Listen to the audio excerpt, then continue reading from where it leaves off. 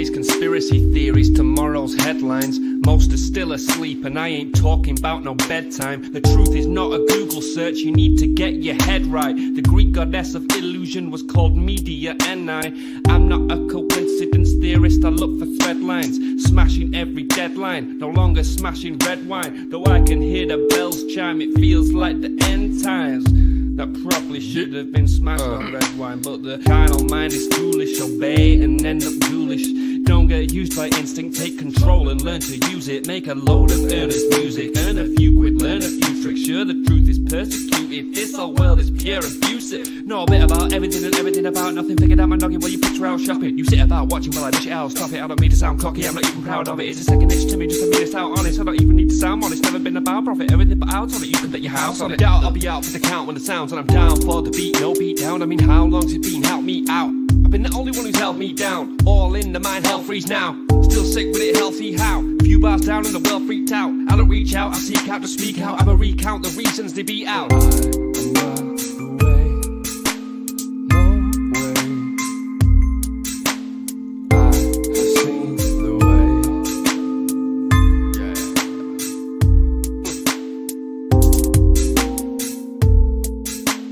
Seek, speak, repeat, there's no way.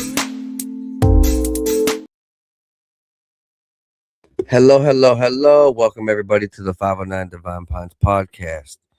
I'm your host, Joseph Daniel Pena. Thank you for tuning in with me on a Twitter Tuesday. It is June 2nd, 2026. Thank you for staying alive and staying blessed, staying happy. We are grinding through the year. I'm getting thicker, getting better, getting healthier, getting smarter, sharper, looking fresher, younger. You know, I'm growing the beard out little by little using beard oils and that beard roller. Next week on my podcast, I will be having on a special guest talking about water. And soon afterwards, we'll have another guest talking about water. I think it's going to be a good year. Just have some grounded and based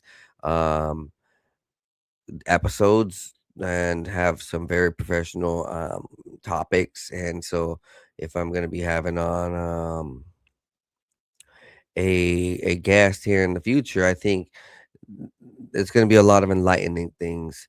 I don't want to go ahead and you know get into debates or start bringing on Hollywood like individuals. That's not what this podcast is for. That's not what this broadcast is for. I pretty much started this so that I can have enlightening conversations, powerful conversations, learn things, break into the dimensions, help break the matrix, elevate my mind, body, and soul. And I'm gonna do that with everybody around. So my guests, I want that type of energy. My friends and family, I'm definitely gonna be promoting that type of energy, and I already do. So this is, that's the aim of my podcast and my life from here on out. Like elevate my mind, body, and soul, so that way we can go ahead and see the best us, the best versions of ourself and our community. And also, I think that we're living in a new age, a new time where, because of the internet, we all can actually have a chance to heal our lives or figure out how to defend our lives. Whereas, like 100 years ago, 200 years ago, people, they weren't reading, they didn't understand these brighter concepts. People's spirituality was kind of dimmed. Nowadays, we don't have to be worshiping all crazy gods. What we can understand that there's some very powerful knowledge that can help us, and water is going to be one of the major topics. I have to close my door because my dog just suddenly wants to be loud. But before I do that, let's get into today's first video. Woo woo! I need a soundboard guy, and I could probably do some soundboards myself. I'm just gonna have to get the program. Anyways, here is the octopus conspiracy. Okay, let's jump right into a massive, sprawling conspiracy, one that literally cost an investigative journalist his life. We're looking at a deeply complex web of covert operations, private contractors, and off the books intelligence networks, all tied to high level Justice Department software and secret foreign wars. In this explainer, we're going to break down the exact case files that independent investigator Danny Casolaro was building, right up until his, quite frankly, deeply suspicious death. We really have to ask ourselves, what exactly did Danny Casolaro uncover that made him such a massive target? He wasn't just looking into a single isolated crime. He was trying to impose order on pure chaos, connecting dots that the most powerful people on the planet desperately wanted kept apart. So, what was this dark picture forming in his notes? Well, to understand his death, we first need to look at what he called the shadow government octopus. Casolaro gave the beast he was hunting a name, and the octopus perfectly captures how this whole thing actually operated. So, the crucial point here is that after the 1970s congressional investigations exposed all those rampant CIA abuses, the intelligence community didn't just stop, they adapted. Disgraced operatives didn't go to jail. Instead, former intelligence directors, mafia bosses, and rogue weapons manufacturers, they essentially all teamed up. They set up private subcontracting firms to do the government's dirty work. We're talking massive money laundering, illegal arms dealing, covert ops, but entirely through private corporate entities with absolutely zero congressional oversight. They were completely a law unto themselves.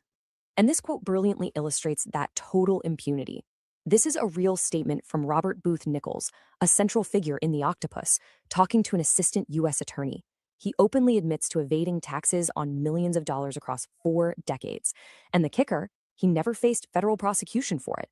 Like he confidently declared, he operated in a special legal category where he would never be bothered by the U.S. government. The laws just literally did not apply to him. Which brings us to the actual investigation that got Danny Casolaro killed. Casolaro wasn't just chasing a single headline. He was meticulously mapping out the entire system. He spent his days sorting through thousands of pages of sealed court docs, digging into corporate ledgers, and tracking down exiled intelligence assets all over the globe. He was looking at the theft of the Promise tracking software, secret weapons testing on the Cabazon tribal lands, illegal arms sales to the Nicaraguan Contras, and even the mafia's deep infiltration of MCA in Hollywood. Now, to a casual observer, these sound like completely random events, right? Like, what does a Native American reservation have to do with Hollywood mobsters or stolen software? But Casolaro was frantically trying to prove they were all interconnected, different tentacles of the exact same beast. And right at the center of that beast was a man named Robert Booth Nichols. Nichols was Casolaro's primary suspect, and weirdly enough, his eventual informant. He perfectly embodied the very heart of the octopus. We heard his quote earlier, but let's really look at the guy. The government's official public stance was always, oh, Nichols just a brilliant con artist making things up. But the reality? The Department of Justice routinely sealed his case files. The FBI actually documented his access to highly classified government databases and restricted global networks. So it leaves us asking, was Nichols just a brilliant con man spinning tall tales? Or a deeply protected black ops super spy? Or, terrifyingly, both? Moving on to the stolen software and secret arms. What's absolutely fascinating is how this network structurally operated through corporate cutouts to keep their hands entirely clean. Let's look at exactly how they pulled this off. This is essentially the blueprint of a shadow operation. You have Wack and Hunt, this massive private security firm heavily staffed by former intelligence directors. You combine them with Meridian Arms, a weapons manufacturer led by none other than Robert Booth Nichols. Then, you put their joint venture on the Cabazon Band of Indians Reservation. Why? Because it operates under sovereign tribal law, meaning state and federal authorities cannot easily intervene. By merging private security, sovereign land protections, and elite weapons developers, they effectively created a completely off-the-books domestic CIA operation, quietly authorized by back channels in the National Security Council. And this project didn't just sit around. It escalated, and it escalated fast. By late 1981, they were actually hosting Nicaraguan Contra generals right there on the reservation, field testing advanced night vision scopes and modified sniper rifles. They used this private sovereign land to supply illegal arms to the Contras, completely bypassing strict congressional bans. And it didn't even stop at firearms. By 1983, the source material shows they were actively trying to solicit contracts for biological and chemical weapons, right before the entire venture suddenly dissolved a year later, following a very mysterious trip to Australia. But the octopus wasn't just operating in foreign jungles, you know? They were manipulating mainstream American culture and the highest levels of the Justice Department. Case in point, Robert Booth Nichols gets hired by MCA, one of Hollywood's biggest entertainment conglomerates at the time. Well, federal investigators uncover that MCA is deeply infiltrated by the mafia, who are relentlessly extorting their record and videocassette divisions. But right as a massive DOJ strike force is preparing sweeping federal indictments, immense political connections are leveraged. U.S. Attorney General Edwin Meese steps in and literally shuts down the active federal criminal investigation from the very top. The tentacles protected their own. So what happens when you poke the beast? You pay the ultimate price. Castellaro's obsessive mapping of these exact connections ultimately sealed his fate. He was getting way too close to the central nervous system of the octopus. And the crown jewel of his whole investigation was Promise. This was a revolutionary software program originally designed to track cases for the Justice Department. But according to the sources Castellaro chased, rogue intelligence agencies stole it, installed a digital backdoor, and sold it to global banks and foreign governments. It became the ultimate financial surveillance tool. It allowed the intelligence apparatus to seamlessly track dark money globally. And Castellaro firmly believed he was right on the verge of proving this massive software heist. Then comes the threat.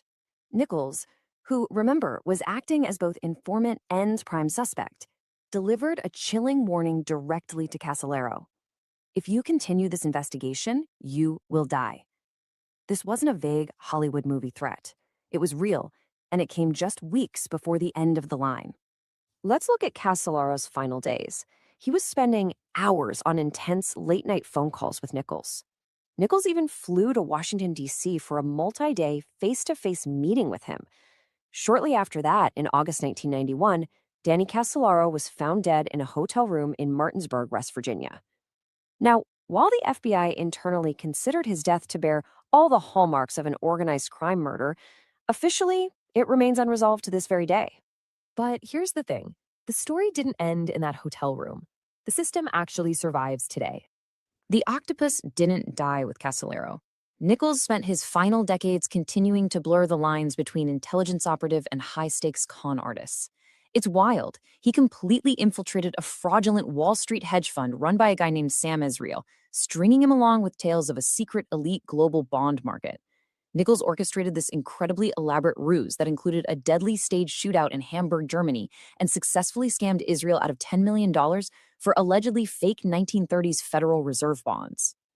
And then, Nichols had his own highly suspicious death in a Swiss hotel room in 2009. What you should really take away from this explainer is that Castellaro wasn't just uncovering some quirky 1980s anomaly. The octopus wasn't just a conspiracy. The structure he lost his life identifying, it was a prototype. The terrifying, lawless network of private contractors operating completely above the law that Castellaro died trying to expose is now basically standard operating procedure. Privatized intelligence is the norm.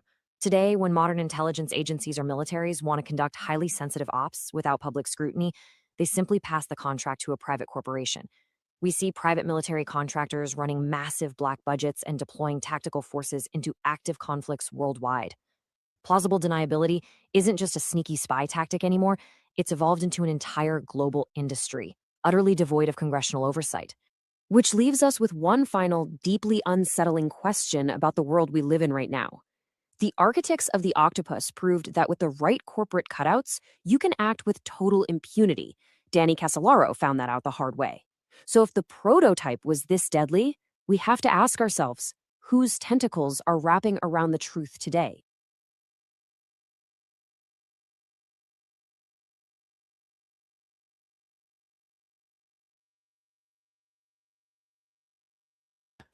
Wow, pretty much a fucked up business, eh? Next up, aliens.gov. The government fucked us.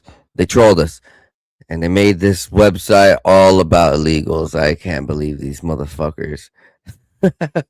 Yeah, man. Fuck them. We got a next piece of news. Fidel Castro's daughter spoke to Katie Pavlich about the Justin Trudeau rumors.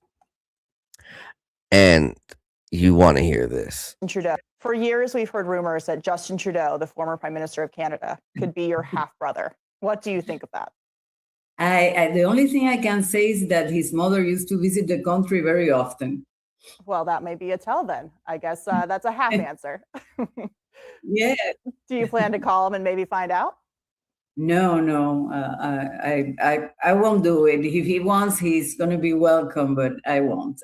I think he keeps that to himself, and you have to respect that. For years, we've heard rumors that Justin Trudeau, the former Prime Minister of Canada, She's could be your like, half-brother. his What do you mother's a whore. The only thing I can say is that Next up, we have the Chiaoshan airport UFO. The video that the authorities hid for so long finally leaked out. The local TV station was broadcasting it live at the time. Very cool. I love the music. I don't want to get flagged for music though.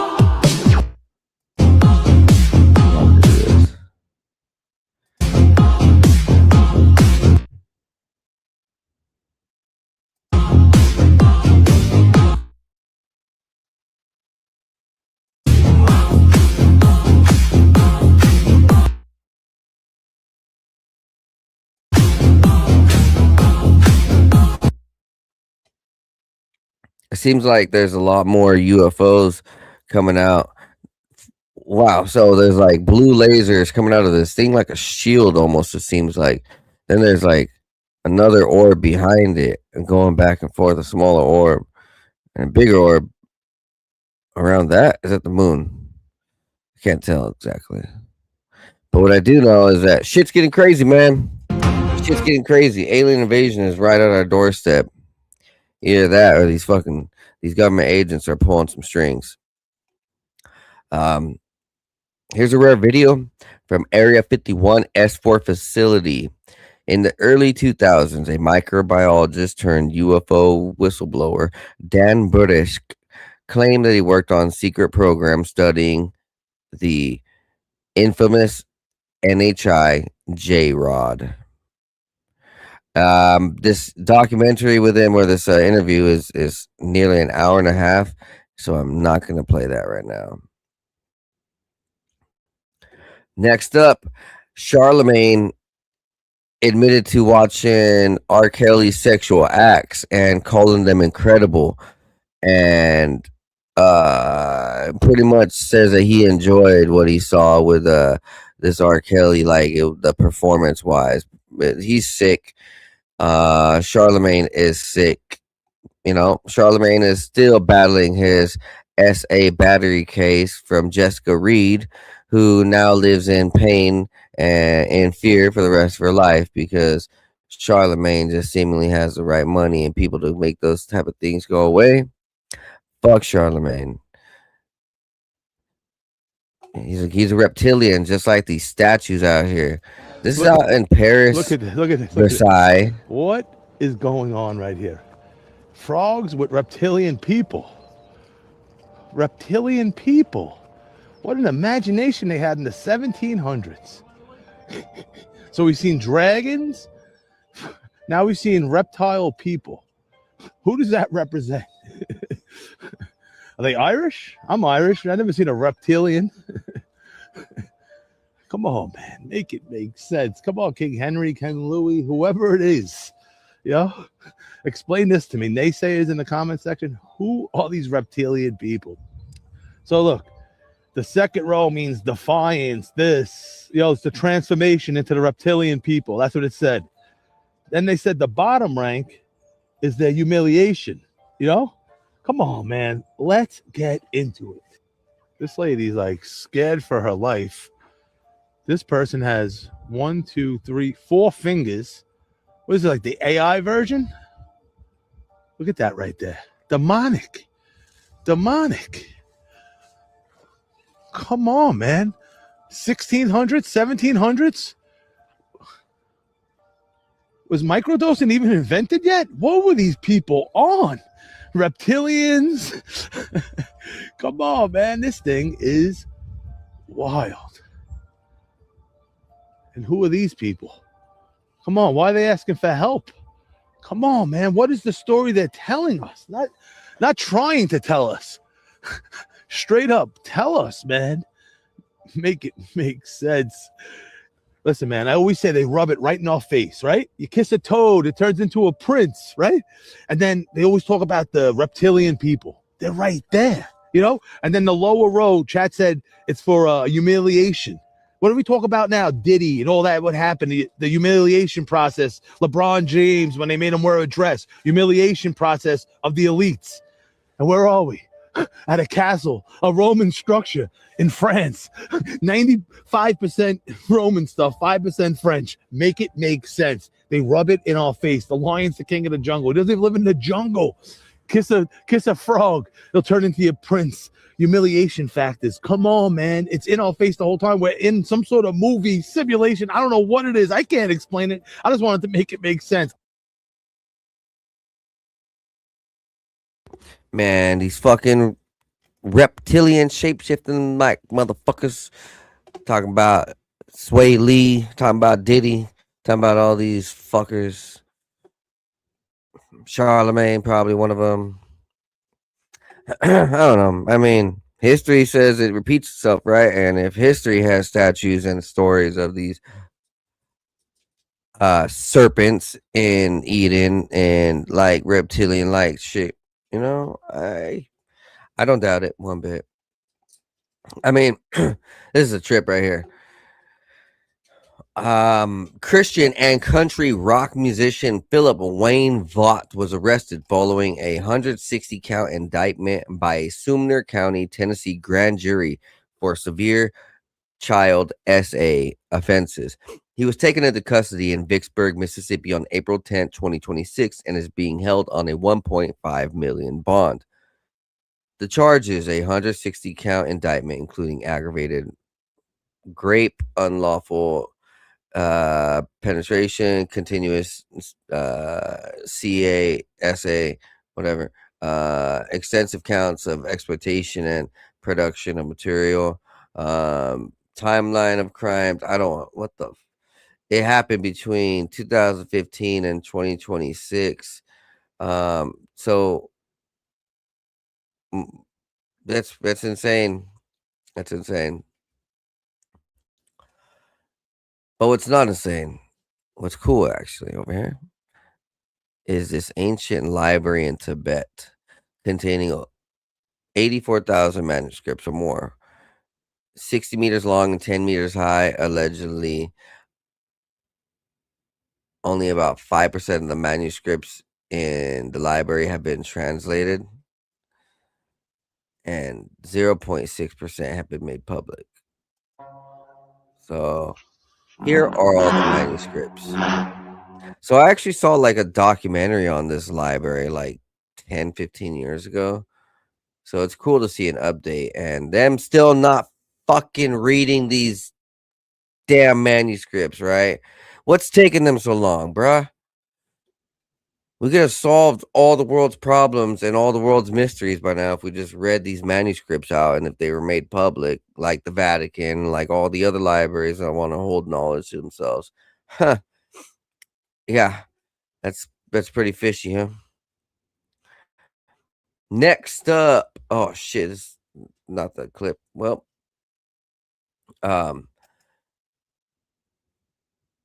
our pensions and 401ks are set to be taken by banks and billionaires at the leisure of their agendas. BlackRock CEO Larry Fink declares Americans' 401ks, savings, and pensions will be used to fund data centers and new power infrastructure. And President Dump passed an executive order that gives billionaires unacceptable access to these funds. Let's see if this clip will get it. It will make it illegal for Americans to form class action ERISA lawsuits to hold fund managers accountable when they invest your money badly in private equity, private credit, or crypto. It's granting them immunity.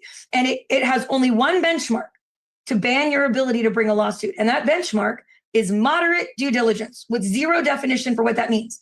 That could mean looking at a prospectus. That could mean sitting on the guy who runs that fund manager's yacht and getting a really sweetheart kickback compensation structure for recommending this to your investors. right, to your pension holders, your 401k holders, and looking at that prospectus and going, this feels moderately investigated. It could literally mean just that. And you are no longer able to hold them accountable when they invest your money in these 401ks and your 401ks, your pensions into these private equity and private credit markets, which are in a bubble that is bursting in real time, that is begging for a bailout right now of $12 trillion. Well, conveniently, right now, in dry powder available in the 401k structures, there's about $12.8 trillion available. And so as long as they pass this rule, your 401k is going to be free range for these billionaires to get bailed out of their own bad investments. Your 401k is going to be free range for these billionaires to get bailed out of their own bad investments. Talk about some bullshit from the government after they've already sold us out completely. They're willing to sell us out more. It's almost like these guys aren't for us. These guys aren't our friends. Fuck no. The government is not our friend. Next up, trip out on this. Whoever plays Grand Theft Auto, well, there is a trippy connection between, well, the Grand Theft Auto creator and Epstein. Epstein victims accuse Grand Theft Auto producer of SA assault, right? And a lot of it. So he was in the Epstein documents, more than likely at Epstein's Island. This dude is part of that dark, twisted sex cult with either blood or children or both. And here's a crazy conspiracy between Manhunt and Grand Theft Auto. Trip out.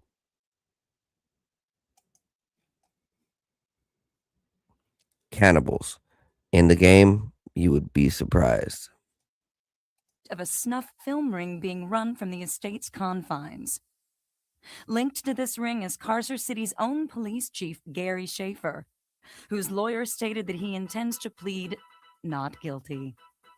Carcer City. A good day for law and order as police chief Gary Schaefer was cleared of corruption charges in a controversial decision by the courts. Let's hope those of a snuff film ring being run from the estate's confines. Linked to this. So, trip out. We're going to keep on going more with this real quick.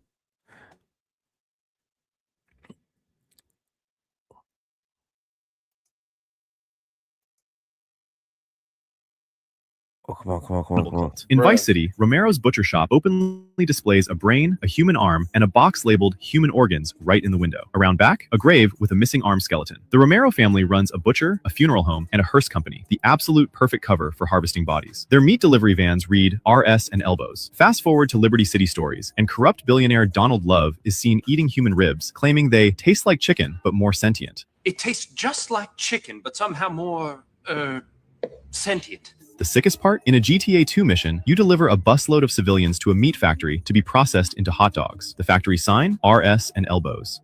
Cannibal cult. In Vice City, Romero's butcher shop openly displays a brain. So you tell me, the creator of Grand Theft Auto is involved with all this sick Hannibal Epstein stuff, and then inside the game, you find more of that sick and twisted references to all that. Man, I think there's much more than coincidence there, and I think that dude was also probably part of them, you know. I guess we can see Ghana definitely don't want part of them. Ghana just passed an extremely controversial bill that criminalizes homosexuality and the promotion of LGBTQ plus activities. If they catch anyone identifying as gay, bisexual, transgender, lesbian, or queer, they will face up to 3 years in prison. The Human Sexual Rights and Family Values Bill 2025 is duly read for the third time and passed. I I submit that your arguments are in bad faith. Majority leader, in bad faith. In bad faith. You are doing the mystic politics. You want to deceive the people of Ghana. Leader, Who told resume you? your seats? Who told you, majority leader? Both Who told majority you, majority and leader, that you minority want to leader, pass an kindly resume your anti-LGBT bill? seats. You don't want to. Both minority. The human sexual right. Shit's getting crazy all around the world. Personally, like, I just think that we shouldn't be targeting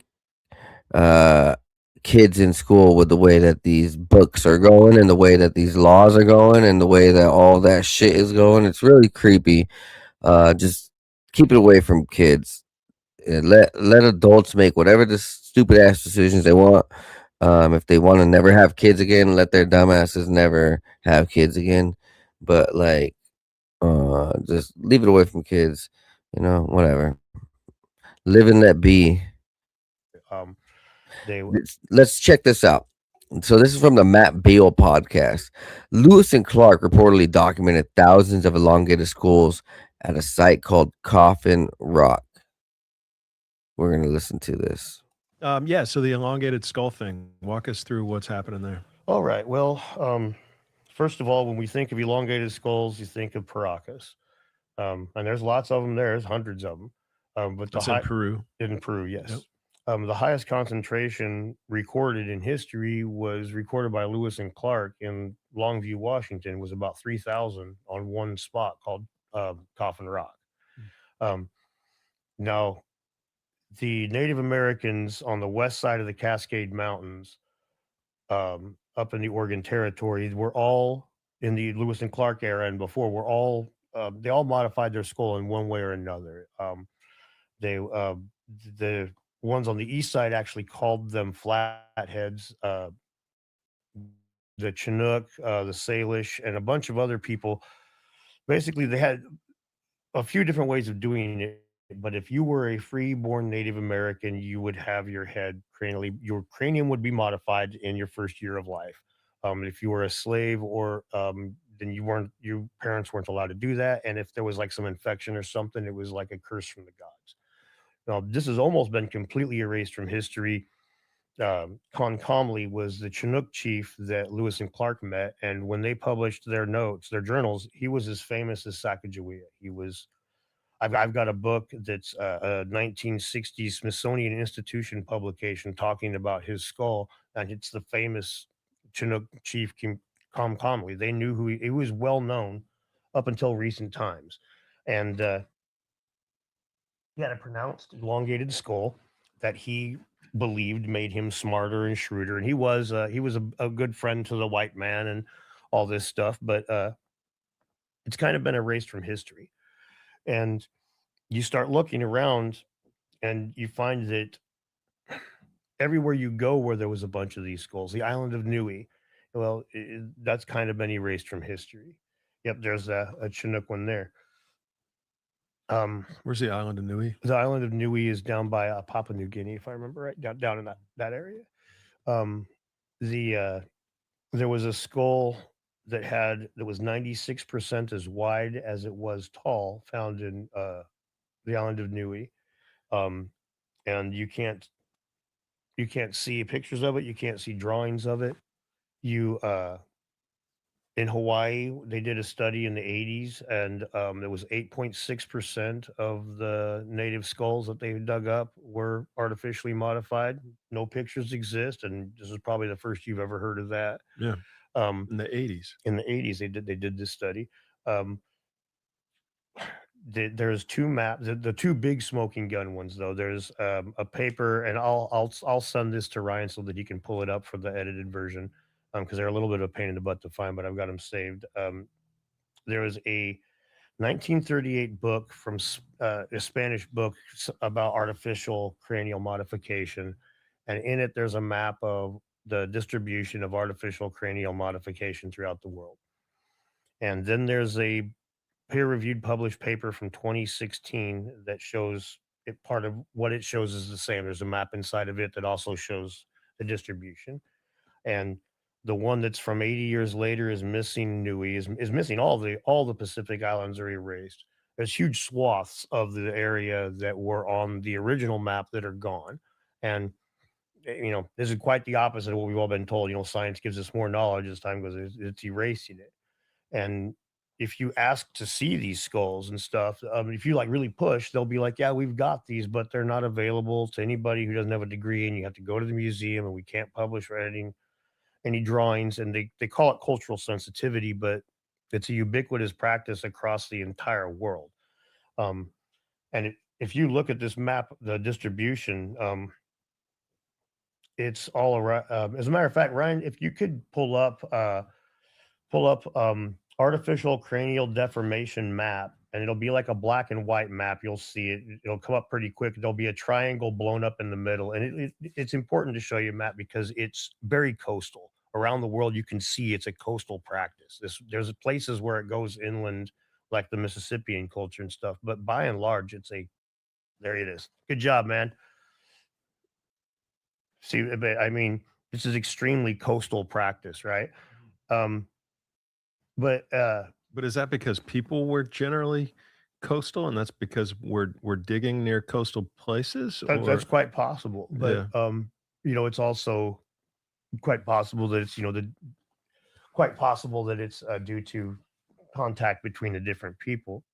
Paracas has the Candelabra of the Andes is right there, and that's visible 12 miles out to sea. And I imagine of the Kelp Highway hypothesis. It's been a while, but okay, the peopling of the Americas, what you were taught in school, was like the Siberian land bridge, right? Yeah. Like, okay, the Kelp Highway hypothesis is basically that people came from Asia and just kind of hopped down the coast. Yeah, in boats. right. And if that's the case, that would explain. They could get all up and down really quickly, and so that would explain why you have people from the Pacific Northwest potentially in contact with the people from Paracas.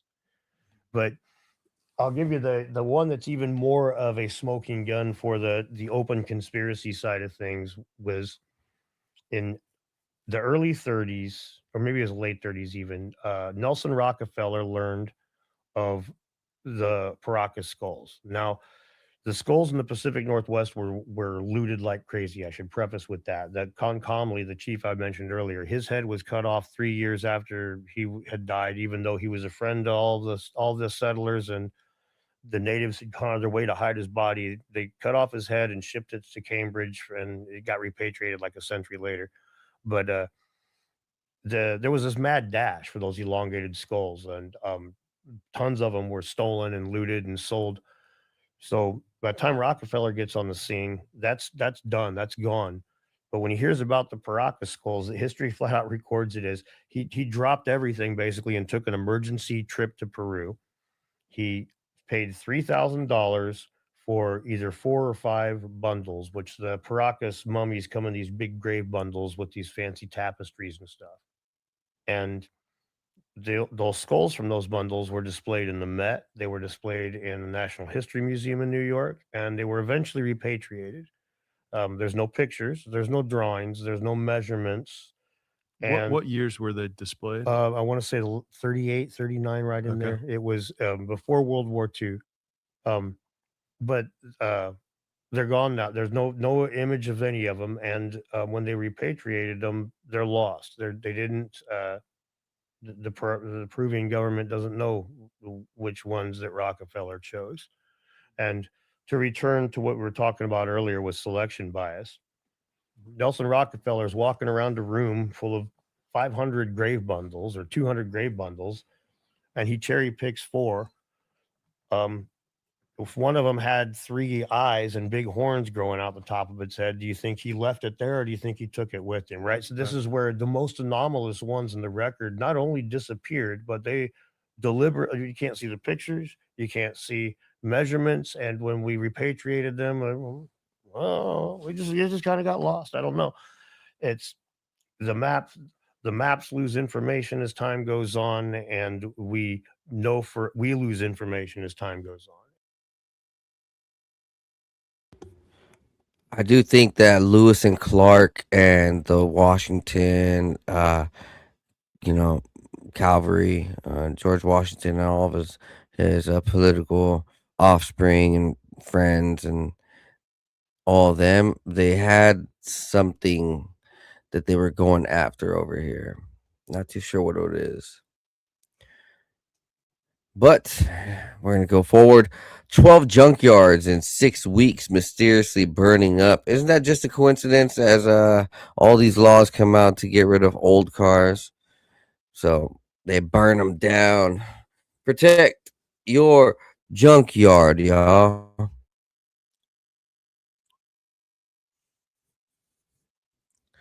Next up, massive. Former Navy SEALs and Special Forces operators are running a murder for hire program out of a $7 million mansion in San Diego. $1,500,000 per month, $40,000 per operator. Bonuses per kill. A lawsuit just unsealed in federal court. This Spear Operations Group, led by former commando out of San Diego, with the client UAE government, 23 targets, multiple kills confirmed.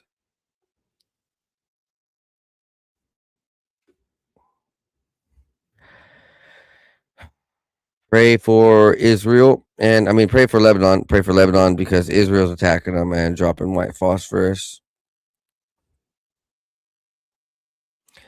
It's all demonic what Israel's doing.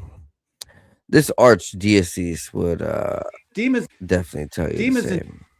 Demons indeed can break into the physical world, and at times they can be seen. We actually have some photos of such things, and that we have documented that. Sometimes people will see shadow men. Many people who are possessed will see indistinct dark shadows, possessed houses, globes of light, all sorts of things, and more direct manifestations, evil hands, we've seen that, and actually images of beast-like creatures. So at times, demons will be manifest in this world. I had an incident not too long ago where someone who had a particular gift, and we documented that gift, and she was shown a picture of a UFO. She said it's a demon. There's no question in my mind, personally. Again, demons indeed can break into the physical world, and